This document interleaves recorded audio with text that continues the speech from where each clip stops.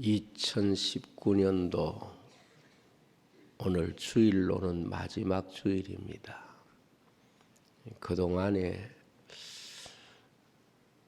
이 말씀을 여러분들에게 꼭 전해야 되겠다 하는 소원을 가지고 기도하면서 오늘 말씀을 준비를 했습니다. 왜 그런가 하면 이 말씀의 주제가 대단히 무겁기는 하지만은 앞으로 우리가 당면할 모든 영적인 문제를 여러분들에게 알려드려야만이 이런 현실 앞에서 여러분들이 하나님의 나라를 보고 믿음을 지키는 거룩한 주의 백성으로 살 수 있을 것이라 하는 그런 마음과 또 여러분들에게 대한 하나님의 말씀의 권면을 목사로서 전하는 것이 당연하다 그렇게 생각을 했습니다. 오늘 말씀의 제목은 주보에 있는 대로 배교의 시대라. 제목만 우리가 보더라도 상당히 무거울 수밖에 없는 느낌을 주고 있습니다. 그러나 성경의 오늘 말씀과 같이 종말의 세대는 배교의 세대고 이 배교에 대한 이해를 하지 않으면 우리는 이 세대를 살면서 나는 주님을 믿는다고 말하면서도 우리의 삶이 배교의 삶이 될 수도 있기 때문에 종말의 사람들의 대부분은 이 배교에 길들여지고 끌려가게 되기 때문에 이 말씀을 우리가 한 해를 마감하면서 들어야 하고 또 이 말씀을 들음으로써 우리는 하나님이 우리에게 주시는 귀한 은혜를 우리의 마음속에 새기고 그 은혜로 우리가 다가오는 세대를 믿음으로 맞이할 수 있겠다 하는 생각을 합니다. 예수님의 제자 가운데서 배신의 이야기의 주인공이 될 만한 사람이 두 사람 있습니다. 베드로와 가룟 유다입니다. 사실 같은 시간, 거의 같은 장소에서 두 사람은 예수님을 배신했습니다. 베드로는 어린 소녀 앞에서 예수님을 배신하면서 예수님을 저주했다고 성경은 기록하고 있습니다. 가룟 유다는 예수님께 입을 맞추면서 예수님을 팔아 예수님을 배신했습니다. 한 사람은 두려움에 빠져서 예수님을 배신하게 되었고 한 사람은 물질적 욕심을 채우기 위해서 의도적으로 예수님을 배신했습니다. 그런데 예수님을 같은 시간 같은 장소에서 배신한 이 두 제자 중에 한 사람은 자신의 배신을 극복하고 주님의 교회를 세운 사도가 되었고 다른 한 사람은 그 배신을 극복하지 못하고 자기 자신의 생명을 살해하는 자로 자신의 인생을 마감했던 사람이 있습니다. 이 두 사람의 모습은 배신의 시대를 살아가는 현대 교회에 주는 아주 귀한 메시지를 가지고 있다. 그렇게 볼 수가 있습니다. 세계적인 여성 신학자인 세라 코골리는 십자가를 정의하기를 사랑과 배신이 빚어낸 드라마라 이렇게 십자가를 정의했습니다. 그는 베드로는 배신자였지만은 주님의 십자가로 배신의 상처를 치료받고 자신이 배신한 그리스도를 위하여 자신의 생명을 바친 사람이지만은, 유다는 자기의 배신을 십자가로 치유받지 못한 채 자신의 생명을 스스로 살해한 것이라고 말했습니다. 때문에 십자가는 배신의 시대를 살아가는 모든 사람들에게 가장 중요한 주제가 될 수밖에 없습니다.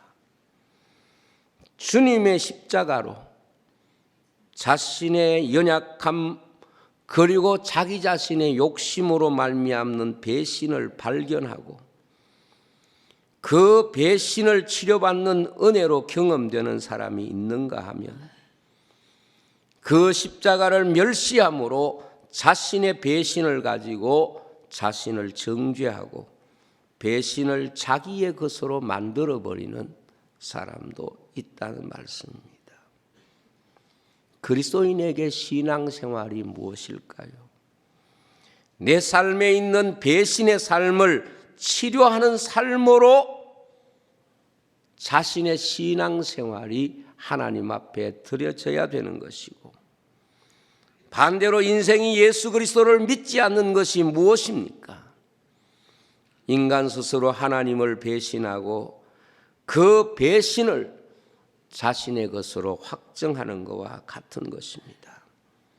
다시 말하면 자신의 삶을 배신자의 삶으로 고집하는 인생이 있는가 하면, 주님의 십자가를 통하여 자기 자신의 지나온 삶의 배신을 치유하고 회복하는 사람이 있다는 말씀입니다.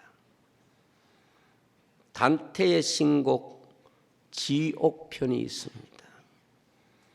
그 지옥에도 여러 계층이 있는데 최악의 지옥 밑바닥 9층에는 어떤 지옥이라고 하는 이름이 붙어 있는가 하면 반역의 지옥 혹은 배신의 지옥이라고 하는 이름 붙은 지옥이 있습니다. 여기에서 지옥의 지배자인 루시퍼가 배신자 세 사람을 물어뜯고 있는 장면이 단테 신곡에 나옵니다. 그 루시퍼가 배신자 세 명을 물어뜯고 있는데 그들 세 사람의 이름이 누구냐 하면 예수를 배반한 가룟 유다와 시저를 배신한 브루투스와 카시우스가 바로 세 사람의 이름으로 등장합니다. 이처럼 배신은 지옥에서도 하나님이 가장 악한 장소에 두어서 그 배신의 죄값이 얼마나 크다는 것을 단테는 신곡 지옥편을 통해서 우리에게 보여주려고 하는 것입니다. 배교는 교회 밖에서 일어나는 일이 아닙니다. 배교는 교회 안에서 하나님을 배신하는 행위를 말하는 것입니다. 교회 안에서 하나님의 말씀을 스스로 저버리는 것을 말하는 것입니다. 그러므로 이것이 세상 종말 주님이 오시기 바로 직전에 이 세상에 만연되어지는 이유는 배교는 교회가 짓는 가장 마지막 죄와 같은 것이기 때문에 그렇습니다. 마치 사람이 죽음을 맞이할 때에 몸속에서 그 생명을 빼앗아가는 마지막 질병 같은 것이 바로 배교라고 볼 수가 있습니다. 겉으로는 아무 문제가 없어 보이는데, 겉으로는 형태를 가지고 있는데, 겉으로는 모든 지체가 있지만은 그 모든 것들을 생명을 빼앗아감으로 기능을 다 빼앗아 버리는 것과 같은 것이 배교의 죄입니다. 종말은 배신의 시대입니다. 모든 세상이 배신이라고 하는 이름을 가지고 관계가 형성되어진다는 것을 말씀하고 있습니다. 그래서 서로 배신하는 행위들이 쉽게 일어나는 때가 바로 종말의 세대입니다.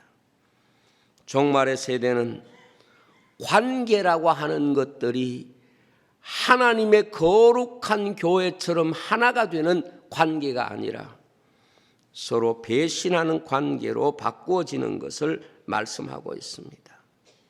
그러므로 어떤 공동체든지 배신하는 일들이 발생하게 되면 그 공동체의 마지막이 눈앞에 있다는 것과 같습니다. 마태복음 24장 10절에서 14절에 보면 그때에 종말을 주님이 말씀하고 있습니다. 많은 사람이 실족하게 되어 서로 잡아주고 서로 미워하겠으며 거짓 선지자가 많이 일어나 많은 사람을 미혹하겠으며 불법이 성함으로 많은 사람의 사랑이 식어지리라. 그러나 끝까지 견디는 자는 구원을 얻으리라. 이 천국 복음이 모든 민족에게 증언되기 위하여 온 세상에 전파되리니 그제야 끝이 오리라 그랬습니다. 어떻게 보면 배신의 이야기는 하나님께서 이 역사를 통하여 나타내시는 계시의 마지막 현장과 같은 것입니다. 심지어 가정에서도 배신의 이야기가 나타나게 될 것이라고 성경은 말씀하고 있습니다. 마지막 인간의 남은 관계로서 가정과 가족이 서로 사랑하는 관계가 아니라 배신하게 된다는 것을 알게 될 것이라 하는 말씀입니다. 그러므로 배신이라는 것은 사랑하지 않는 사람에게서 느끼는 것보다는 사랑하는 사람에게서 느끼는 아픔이 훨씬 더 크고 파괴력이 있을 수밖에 없습니다. 미가서 7장 6절에 보면 이렇게 되어 있습니다. 아들이 아버지를 멸시하며 딸이 어머니를 대적하며 며느리가 시어머니를 대적하리니 사람의 원수가 곧 자기 집안 사람이리로다 그랬습니다. 교회는 하나의 생명 안에서 모든 지체가 서로 돕기 위한 구조로 이루어졌다고 성경은 설명하고 있습니다. 그리고 어떤 지체라도 자기를 위한 지체가 없다고 말씀하고 있습니다. 모든 지체는 서로 도우면서 그렇게 건강을 유지하고 그렇게 생명이 유지되고 그렇게 성장하면서 사는 것입니다. 우리의 몸을 보면 서로 돕지 않으면 그것이 병든 것이고 건강을 잃은 것이고 결국 마지막 생명을 앗아가는 것입니다. 종말을 살아가는 성도들에게 가장 조심해야 될 것은 우리의 믿음 생활에서 배교자가 되지 않는 그런 신앙생활을 하는 것입니다. 왜냐하면 종말의 세대를 성경은 배교하는 일이 먼저 있겠고 그 다음에 적그리스도가 나타난다. 그것이 종말의 증거가 될 것이라고 말씀하고 있기 때문에 종말의 세대에 믿음의 사람들이 가져야 되는 가장 경계해야 되는 신앙관리가 배교자가 되지 않는 것입니다. 배신의 원리는 지극히 단순합니다. 자기 자신을 다른 사람보다 더 사랑하는 데서 오는 결과입니다.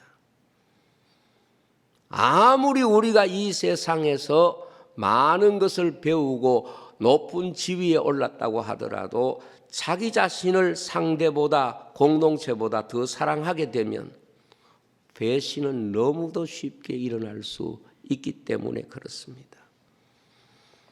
오늘 바울 사도는 종말의 세대를 분별하는 두 가지 분명한 증거를 말씀하고 있습니다. 종말을 증명하는 두 가지 증거가 하나는 배교하는 일이고 다른 하나는 자신을 신이라고 말하는 적그리스도의 등장이라고 말씀하고 있습니다. 그렇기 때문에 배신은 하나님께서 역사 마지막 때에 하나님의 구원을 적용시키는, 그리고 하나님께서 인간을 나누는, 하나님께서 구원할 자와 구원하지 않을 자를 구별하는 중요한 저울로 사용하는 것이 바로 이 배교하는 일과 적그리스도가 나타나는 일이라고 말씀하고 있습니다. 오늘 뒤쪽에 읽지는 않았지만은 데살로니가 2장 9절에서 12절에 보면 이 사실을 하나님이 왜 허락하는가 이유를 말하고 있습니다. 악한 자의 나타남은 사단의 활동을 따라 모든 능력과 표적과 거짓 기적과 불의의 모든 속임으로 멸망하는 자들에게 있으리니 이는 그들이 진리의 사랑을 받지 아니하여 구원함을 받지 못함이라. 이러므로 하나님이 미혹의 역사를 그들에게 보내사 거짓 것을 믿게 하심은 진리를 믿지 않고 불의를 좋아하는 모든 자들로 하여금 심판을 받게 하려 함이라 그랬어요.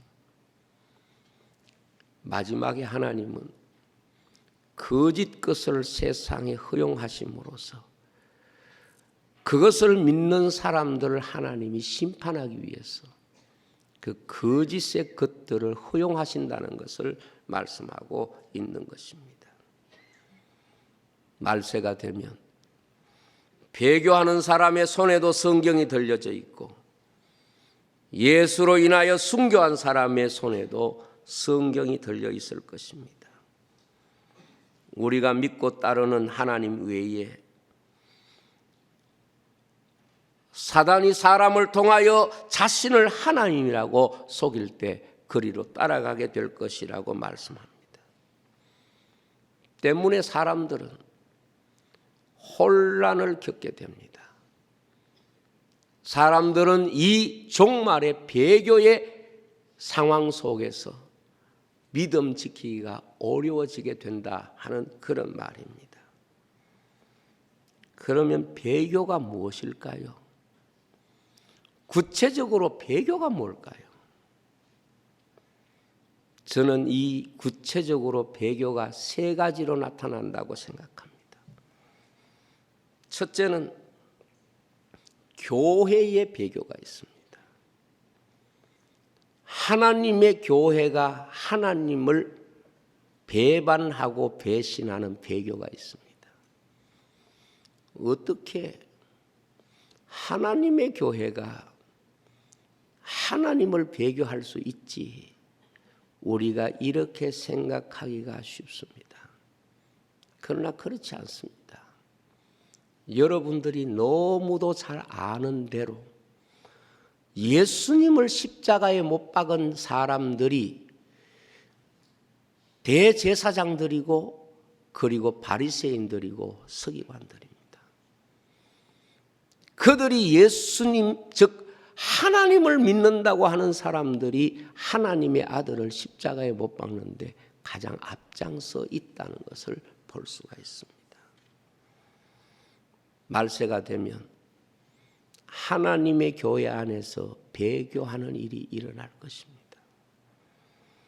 그 다음에 국가가 하나님을 배신하고 배교하는 국가들이 일어날 것입니다.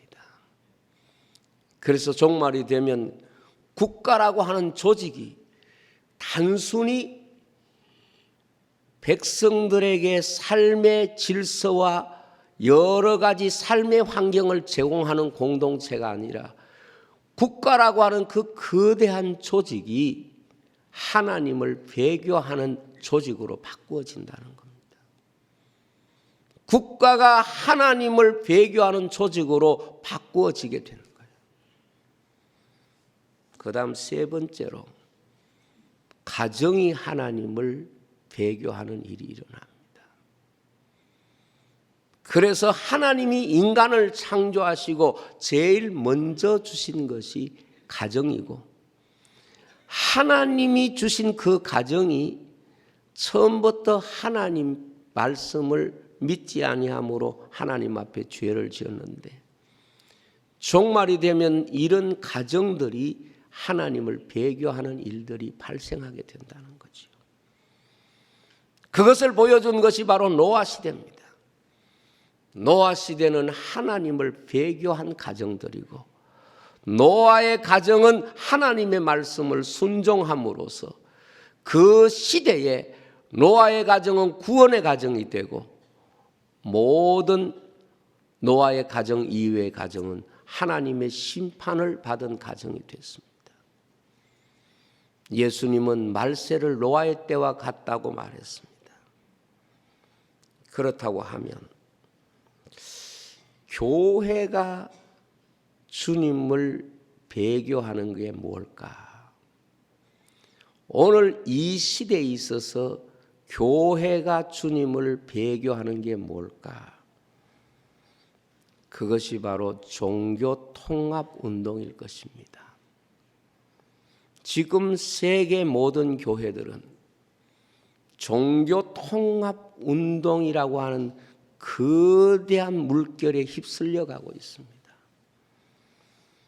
그래서 과거에는 상상도 못했던 로마 가톨릭과 기독교가 통합 운동이 지금 일어나고 있습니다. 그리고 로마 가톨릭을 통해서 온 세계의 종교 지도자들이 통합하려고 하는 통합 운동이 일어나고 있습니다. 그 통합 운동을 위해서 무엇을 버려야 되는가 하면, 종교 통합 운동의 가장 키 포인트는 예수 그리스도를 버리는 것입니다. 왜냐하면 기독교는 예수 그리스도를 믿지만은 다른 종교는 예수 그리스도가 신앙의 대상이 아니기 때문에 종교 간의 통합을 위해서는 예수 믿고 구원 얻는다는 이 복음을 스스로 버리지 않으면 종교 통합 운동이 일어나지 않기 때문에, WCC 운동이 무엇입니까? 예수 그리스도를 꼭 믿어야 구원 얻는 것이 아니라 다른 종교에도 구원이 있고 다른 종교도 존중해 줘야 된다, 이런 논리를 가지고 있습니다. 많은 사람들이 지금 여기에 박수를 보내고 있고, 앞으로 아마 종교 통합 운동을 이루어낸 그 사람이 노벨 평화상을 받지 않을까, 저는 그렇게 생각을 합니다. 대한민국의 대형 교회들도 여기에 이미 동참하고 있는 교회들이 굉장히 많습니다. 예수님이 아니고서는 구원받을 만한 이름을 우리에게 주신 일이 없는데, 우리는 예수 그리스도 십자가를 통해서만이 하나님의 은혜와 사랑을 받을 수 있는데, 이 종말의 세대가 갖는 정말 주님을 배신하는 일이 뭔고 하면, 종교 통합이라고 하는 바로 그 주제를 가지고 예수 그리스도를 빼는 것입니다. 대표적으로 우리가 미국이라는 나라에 보면 그동안의 대통령이 크리스마스라는 말 대신에 헐리데이라고 하는 말을 바꾸어 썼습니다. 왜? 그리스도라고 하는 말이 들어있으면 종교적인 색채가 있다고 해서 예수님이 탄생하신 날을, 예수님을 빼버리고 그날 휴일로 생각하고 그야말로 인간이 즐기는 그런 날로 했다가, 요즘 대통령이 이제 다시 크리스마스 이 말을 회복했다고 해서 이 대통령이 됐을 때 한때 굉장히 세계적으로 뉴스를 탄 적이 있습니다. 로마 교황은 공공연하게 그렇게 말했습니다. 예수를 믿어서 꼭 구원 얻는 게 아니고, 누구든지 착하고 선하게 살면 자신의 도덕성과 양심에 따라 구원을 얻을 것이다. 그리고 하나님의 말씀 예수 그리스도의 복음을 찾기 위해서 이루어진 이 종교개혁이 지금은 포기되고 종교 혼합운동으로 가는 것. 이게 교회의 배신이 아니면 무엇이겠습니까? 교회의 배신은 바로 종교 통합 운동을 통해서 나타나게 됩니다. 이것은 뭘 말하는가 하면 예수님보다는 종교가 더 중요한 것입니다. 하나님의 말씀의 본질보다는 그들이 갖고 있는 종교적 권세가 더 중요한 것입니다. 그 다음에 국가적 배교가 무엇입니까? 우리는 생각할 때에 국가라고 하는 것은 하나님과 상관없다고 생각하고 사람이 제도를 만들어서 그 국가가 국민들의 삶을 안전하게 하고 지켜주고 그 국민들의 삶을 위하는 울타리라고 생각을 합니다. 그러나 국가는 종말이 되면 배교의 집단이 될 것입니다. 그것이 뭔가 하면 바로 공산주의입니다. 공산주의는 국가라고 하는 이름은 가졌지만 실제로는 배교의 집단입니다. 공산주의는 제가 보기에는 사단이 만든 배교의 공동체입니다. 그리고 레닌은 사탄주의자입니다. 그래서 공산주의가 들어간 모든 나라는 다 교회를 배교시킵니다. 배교하도록 강요합니다. 여러분들이 잘 알듯이 지금 세계 곳곳에서 선교사님들이 추방을 당하고 있습니다. 인도 그리고 중국 그리고 요즘은 그 주변의 나라들도 그것을 보고 서서히 그러한 운동들을 하고 있습니다. 얼마나 지금 온 세계가 국가라고 하는 그 이름이 배교의 집단이 되어가고 있는가. 우리는 너무도 가까이에서 사실적으로 보고 있습니다. 작년에만 하더라도 중국의 교회가 크리스마스를 지키지 못하게 공산당이 명령을 내렸습니다. 크리스마스 찬송도 못 부르게 하고 그리고 중국은 이 크리스마스의 동방박사 3가지 선물도 바꿔버렸어요. 그래서 곡식과 사과와 이런 것이 동방박사가 갖고 온 선물로 그렇게 새로운 성경을 만들고 있습니다. 저는 대한민국이 참 지금 국가가 하나님을 배교하는 국가가 될까 하는 두려움이 있습니다. 지금 세계 국가가 과거에는 예수 믿었지만 점점 국가라고 하는 이름이 전 세계적으로 배교하는 일들이 일어나고 있습니다. 3번째로 가정의 배교입니다. 가정의 배교는 동성애입니다. 하나님이 창조할 때 남자와 여자를 창조하시고 그리고 생육하고 번성하라. 이것이 하나님이 가정해 주신 약속이고 축복입니다. 그런데 인간은 가정이라는 이름으로 하나님의 성경 첫 번째 인간에게 주신 가정의 제도를 배교하고 있습니다. 배신하고 있습니다. 자기 육체의 욕심을 따라 배교하는 거예요. 그래서 소돔이라고 하는 게 뭡니까? 남색 아닙니까? 바꿔 말하면 이런 동성애는 종말에 하나님의 심판을 받는 배교의 모습인 것입니다. 여러분, 가정이 하나님을 배교하는 일이 있으면 그것이 바로 하나님의 심판이 눈앞에 왔다 하는 것과 같습니다. 인류 역사상 어떤 세대도 가정이 이렇게 집단적으로 하나님을 배교한 이런 시대는 없었습니다. 지금 법률적으로 가정이 집단적으로 하나님을 배교하는 것입니다. 잘 알겠지만 미국이라고 하는 그런 나라도 동성 결혼을 받아주지 않는다고 해서 그 공무원이 감옥에 들어갔습니다. 동성 결혼을 부부로 받아주지 않는다는 이유로 그 사람이 감옥에 들어갔다가 워낙 떠드니까 여론 때문에 슬그머니 풀어준 그런 일이 너무도 최근에 일어났지 않습니까?